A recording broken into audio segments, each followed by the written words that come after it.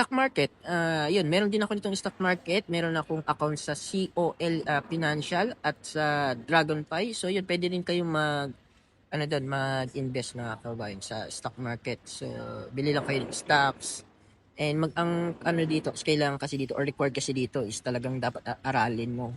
Ah, pwede kang mag-hold o pwede kasi magiging long-term long-term goals na kung i-hold mo yung isang stocks o share na company or pwede mong gawing yung daily trader. Kaya lang yun nga, masusing pag-aaral ang kailangan mo. And ayun naman kailangan mag-research para sa tamang desisyon. And sasuggest ko na rin, don't put all your eggs in one basket. So, learn to diversify our investment. Ano, sa iba't ibang program, and pwede kayong mag-invest. So, yun lang. Maraming salamat.